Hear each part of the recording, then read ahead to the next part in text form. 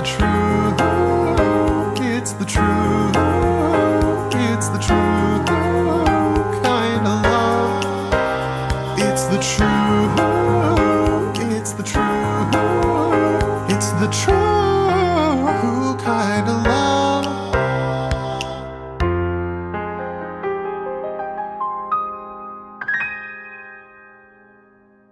If you want more proof of how that these episodes changed over time upon rewatch,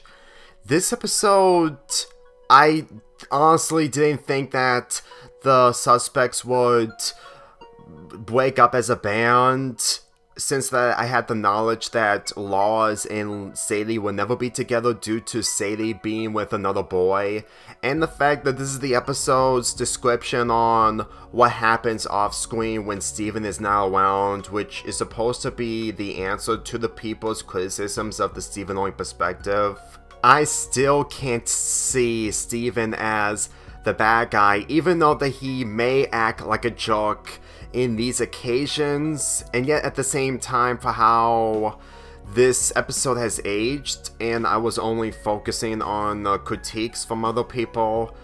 I don't really blame the people's critiques, but at the same time, I wasn't really focusing on what I enjoyed from this show and the true meaning behind these episodes. In this episode, Steven learned that Sadie has a boyfriend called Shep, and Lars is completely okay with it, and with the graduation happening,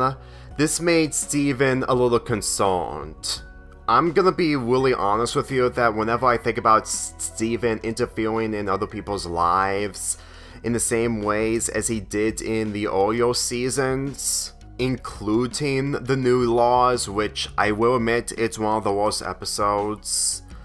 and the fact that he should have learned on how he shouldn't interfere in people's lives, the message that I get from this is the fact that he has little to work with, knowing full well that the suspects are no more, which I didn't realize when I watched the season 5 episodes, and the fact that me stating that in a possible revival of this show we would see them again, I didn't actually think that they actually took this route, since I really didn't watch all the episodes before making my reviews of them afterwards, because I would lose my knowledge and it would be difficult for me to remember every single bit of detail in the episode that I tackle. So rewatching this episode, it was a lot more serious, and how moving forward is the biggest step for everyone else except for Steven, and judging of how he's no longer going to be around the people due to them moving in their separate ways, I really feel like that Buck, Sour Cream, and Jenny would probably have a different route in life, knowing full well that this is the last time I get to see them, and I knew full well that Lars is going to go back to outer space. And when it comes to Sadie and her new boyfriend Shep, I didn't think that they would never drop the ball by making this episode a lot more seriously when it comes to her character and Shep. Because for how Shep interacted with Steven while Steven's powers go haywire, I really feel like that the tension involving Steven has been in pitch perfect detail, and I'm not exaggerating, because before, I always see Steven as the selfish character, and he is acting selfish in this, but not in the way that people make it out to be. I can't believe I'm saying this, but I don't really blame him acting the way he is, considering that with more information about the suspects breaking up as a band due to Sadie being with her boyfriend, this is honestly information that I didn't realize when I watched this episode during my first binge watch, which really shows that the details that you missed can really make your planned reviews years ago outdated if they became a reality. I need to understand the details of these episodes before I put my perspective out, because otherwise, I would probably revisit these episodes, and doing the marathon involving Steven Universe would include multiple revisits rather than change your mind and just the final 4 episodes of Future. I knew that Lars would stay in outer space to travel planet to planet with the Off-Cutters, along with Sadie moving on, but with more information that I missed out,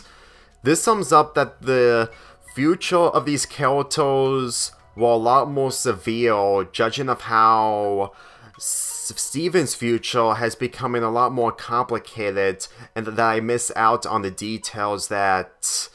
well, I blame mostly the criticisms of the critiques a little bit. Not 100%, but a little bit, considering that I was following them, and I mostly blame myself for not thinking about myself and my own critiques. I was aware that this was going to be the end involving these characters, but I didn't expect the outcome to be something I didn't recognize. So, with that being said, this episode was a lot more better than how I remember it, and Steven's character was actually done better than I thought. With the song Looking Forward to being played in the ending of the episode while Steven is trying to find his future after I've learned that he quit Little Homeschool, I really didn't expect most of this to transpire. Believe me, I really feel like that Steven was really taking his future a lot more seriously, considering of how people have discredited him when it comes to his development in this epilogue. I'm not saying this because I enjoyed Future than anyone else, because the song is really good when I revisit it, and for how I look into this episode with a more open mind with all this information coming into play, this really made me feel like the Future has been discredited way too much. And even though that I'm not going to revisit the other Future episodes that I've talked about, keep in mind, my opinions of those episodes have stayed the same, obviously, but at the same time, I just look into those episodes a lot more better, including the Converse episodes. And since that we're getting close to PTSD territory, believe me, when people talk about that when it comes to criticizing the show, they will probably not prepare for the unexpected, and they probably won't be able to have the same point of view like I did if there were only a couple people who did. Trust me, I really feel like that this show, mainly this epilogue, has been mistreated due to how I've seen things. I'm giving this episode a 9 out of 10, and I'm being legit when it comes to these ratings.